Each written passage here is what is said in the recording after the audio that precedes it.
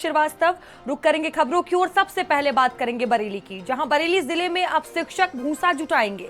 खंड शिक्षा अधिकारी को 100 कुंटल भूसे का लक्ष्य दिया गया है। स्कूलों में 48 किलो भूसा जुटाने का 7 दिन का समय है। खंड शिक्षा अधिकारी का पत्र सोशल मीडिया पर वायरल हो रहा है। डीएम के निर्देश के बाद सभी विभागाध्यक्ष भूसा जुटा रहे हैं। आवारा पशु और गौवंश के लिए भूसा बैंक बन रहा है, तो स्कूलों में 48 किलो भूसा जुटाने के निर्देश दिए गए हैं।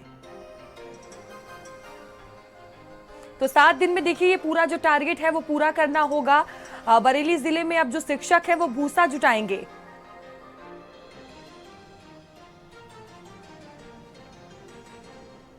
और दीपक हमारे साथ जुड़ चुके हैं। दीपक, शिक्षक जो हैं वो अब भूसा जुटाएंगे, ये कहा गया है, क्या उद्देश्य है इसका?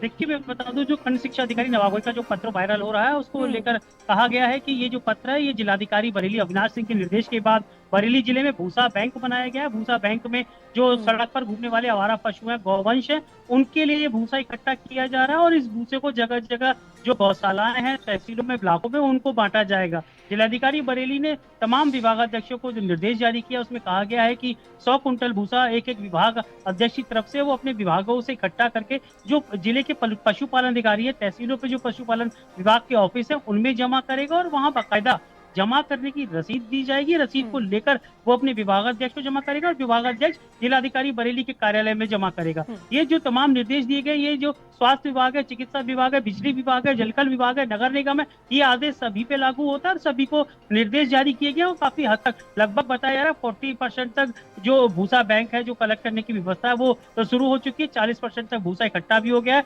अभी कुछ दिन पहले सीएमओ बरेली ने भी अपने विभाग से 100 कुंटल भूसा तमाम तहसीलों से इकट्ठा करके भूसा बैंक को भिजवाया और माना जा रहा है कि इस भूसा बैंक को बनाने के पीछे सिर्फ एक लक्ष्य है कि जो सड़क पर जो अक्सर एक्सीडेंट हो जाता है, लोग कई कई हादसों में मौतें हो जाती हैं, जो आवारा गौवंश सड़कों पर जो दिख रहे हैं, जो गौवंश हैं, जो आवारा पशु हैं, उनको यहाँ से हटाकर उनको गौशाला भेजा जाएगा। और अक्सर देखने में आता है गौशाला में बहुत तादाद में पशु होते हैं, अक्सर उनको भूसा या चारा समय से नहीं मिल पाता जिसकी वजह से उनकी मौत होती है। तो उसको लेकर जिलाधिकारी बरेली अविनाश सिंह ने भूसा बैंक की स्थापना करने की कोशिश की है और ये माना जा रहा है कि अगर भूसा बैंक बनेगा तो जो गौवंश जो सड़कों पर दिखता है वो वहां ना दिखे, अब उसे पशुशाला भेजा जाएगा और फिर उसके बाद पशुपालन के अधिकारी हैं उनकी जिम्मेदारी होगी जो गौशाला है और जिनमें जो स्टाफ रखा है वो प्रॉपर गौवंश के लिए भूसा और चारा उपलब्ध कराए। जी दीपक, 7 दिन का पूरा टारगेट दिया गया है, 7 दिन में ये जो कार्य है पूरा करना होगा। जिस तरह से ये आदेश दिया गया है, किस तरह की प्रतिक्रियाएं सामने आई हैं शिक्षकों की या जिन विभागों की जिम्मेदारी दी गई है?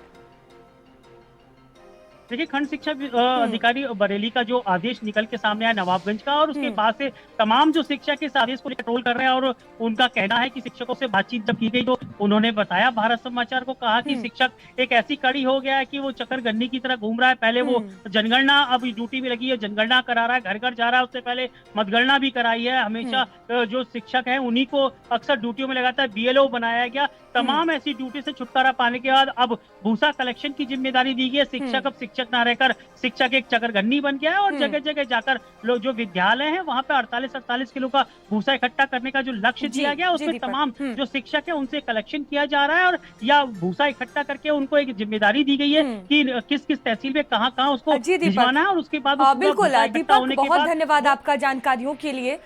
तो चलिए आगे बढ़ेंगे। इसी बीच खबर दिल्ली से है।